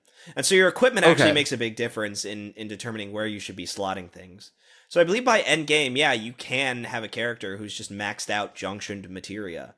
And not every junctioned slot has to be connected, but sometimes it's good to do so. That's what blue materia is for. And yellow materia, the command materia. Like, I like the materia system in that game because, like, especially by end game, you can have like a perfect character. Yeah, no, I think materia is cool, and like the Trail series basically goes on and runs with that idea super far. But the way it advances it makes it a lot more complex and interesting. It's also because harder. Like the game is harder, so you better learn it. Yeah, exactly. So it requires you to really understand how to get the most spells on your character. Because basically, I'm not quite sure how you get spells from the materia, but like in Trails, it's like each quartz has a gem sort of number associated with it of the 7 elements of the game, and then every spell you can go in your in-game like spell manual or whatever. You can see every single possible spell you can use in the game, and then all you need to do is just meet the gem requirements. So for example, like water. So for example, like heal 2 or whatever, or HP 2 has 3 water gems, which also gives you access to Aqua Bleed as well as the 3 gem version. But if you attach that to a green gem, for instance, then you get access to a move that requires 3 water crystals and then 1 air crystal, and then you're able to do like an AoE attack. So it's basically about like configuring your quartz setup in such a way so where you can just have access to like the best spells on all 4 of your current party characters.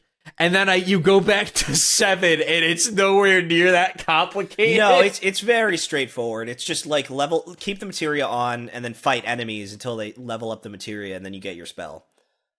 It's very streamlined. Yeah, it's very streamlined and very straightforward, and it's just like, and it just doesn't keep my attention. What I actually recommend is you should play it on PC with the new threat mod, because then it's just a harder version of Final Fantasy VII, and you have to respect the gameplay. And it literally cool, doesn't do anything other than just make the game harder. Like revamp the enemies to make it harder. That's so sick. And you can experience the story without being bored by the gameplay. It's perfect. Yeah, because then I actually will like feel engaged with the game. Because that's what happens is my mind because you're exactly right. Like my mind wanders when I'm playing the game and I'm not that interested, and then like the story happens. That's a big part of why I haven't gone back to it, is that it's a little too easy for my liking. Yeah, I need to be challenged on like some level, I think, with all games I play. I think like the game, they don't have to be super hard, but I need a little pushback. Well, that's the thing with like, everything I play, because I know FF7, even though I don't think it belongs on Squash the Beef, you don't hate it enough. It is on your Squash the Beef list, I saw, and like I think that's my recommendation, is just fucking play it with new threat. Let me pull up my Squash the Beef list, since we technically didn't go over. No, we didn't go over yours. And it's a solid list. My list. It's a good list. Thank you. Yeah, I feel like this is a good collection of games. All right, here we go. Dark Souls 2, probably top and most anticipated game on my Squash the Beef list. Because Dark Souls 2, I've tried it maybe like twice, I think. Never liked it. Just never fucked with it.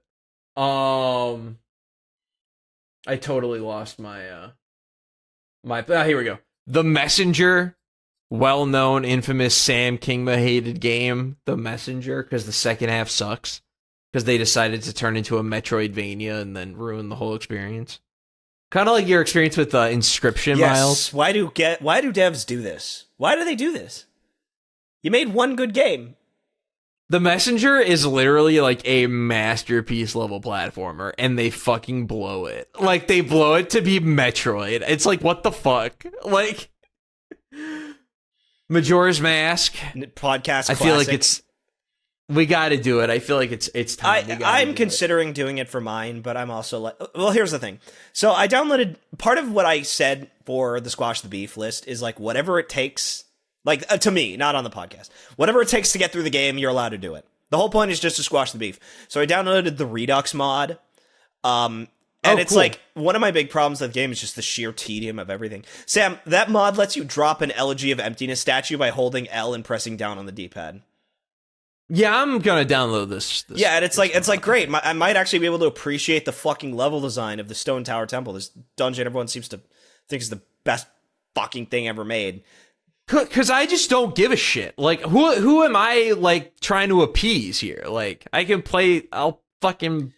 play with all the fucking mods I want. I'm sorry, like, the original version, it's like, and this is one of those things where it's like, if you're in such denial about the problem, like, about just quality of life problems that the original version has, like, I don't know what to tell you. I truly don't know what to tell you, but the Elegy of Emptiness thing is fucking unacceptable. It's unacceptable. Shouldn't be allowed.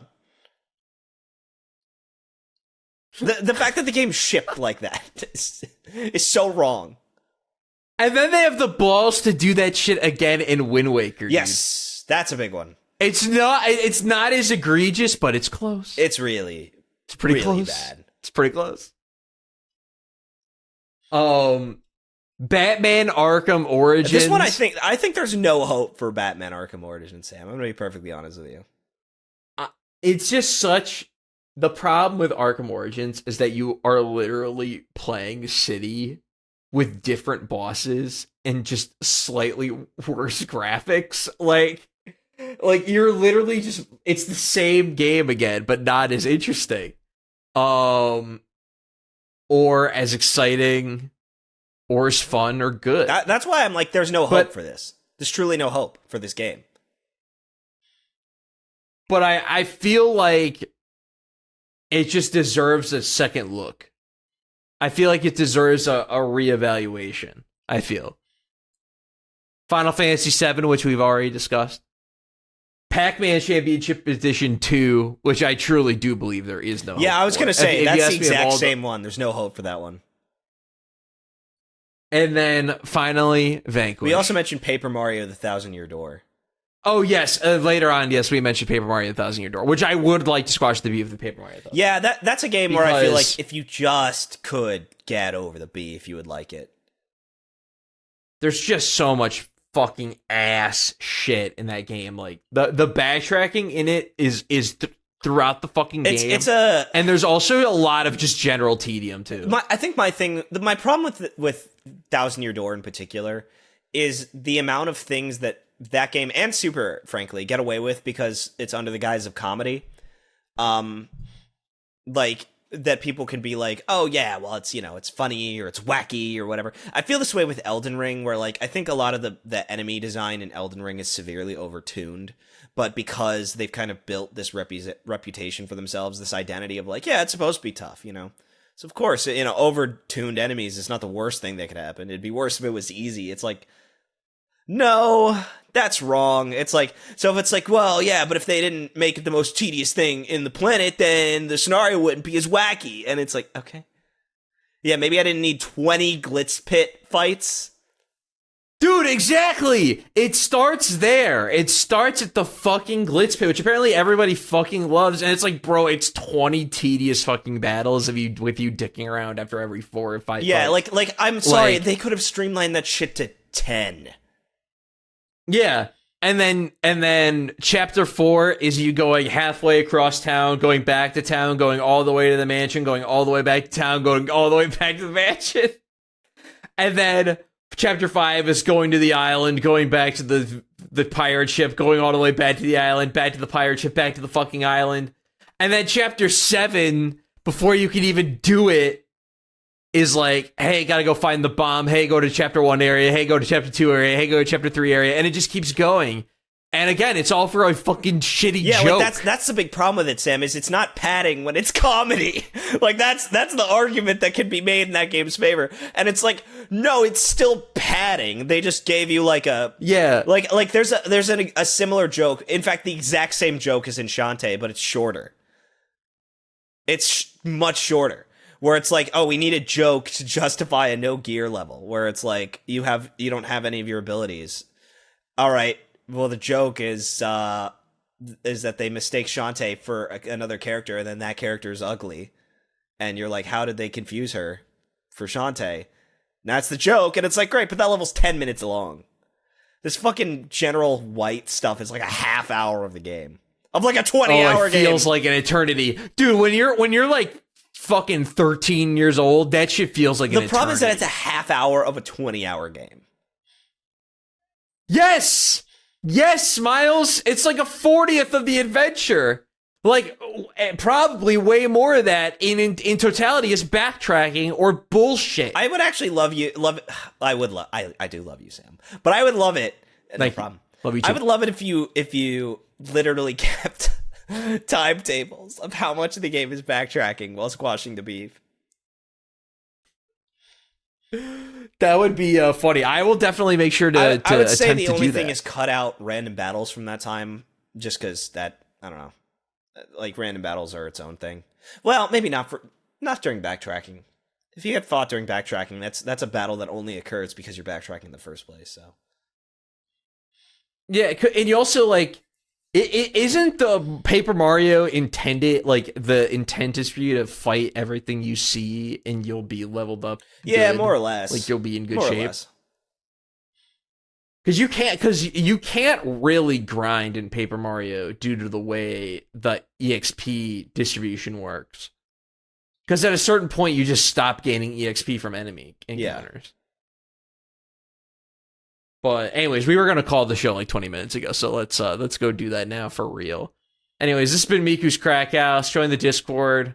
I've said my piece. Probably gonna play some Remnant 2. I was initially kind of like unsure if I was gonna pick it up or not, but fuck it,